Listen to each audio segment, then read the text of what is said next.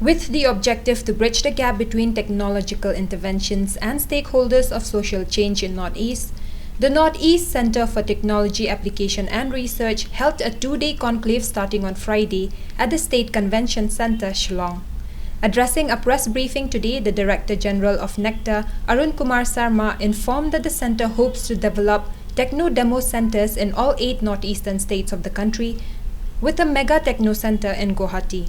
Highlighting technological innovations delivered by the center, Sarma stated that through NECTA's initiative, saffron was successfully cultivated in Yangyang village of Sikkim, and added that the center hopes to expand the cultivation in other northeastern states, including Barapani in Meghalaya. Through the conclave, he stated that developers received feedback from stakeholders on customized innovations for the region.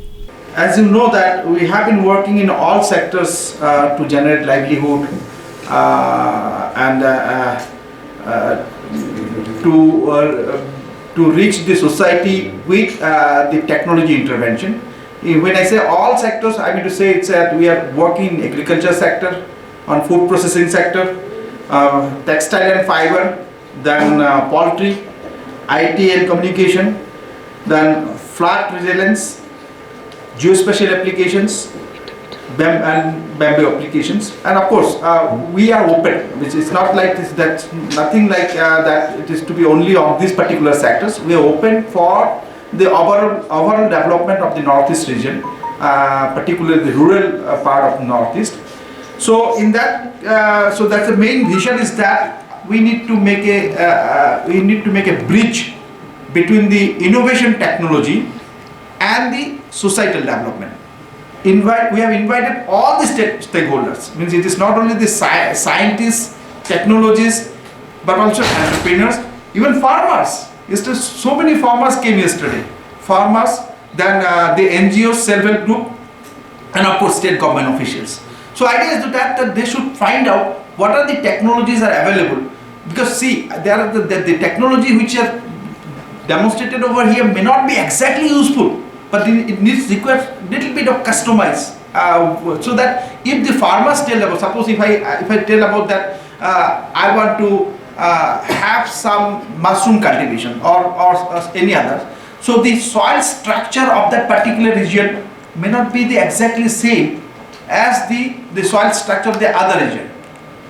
So the technology which is being used to grow mushroom or to increase the mushroom growth is useful in some places, but may not be useful here.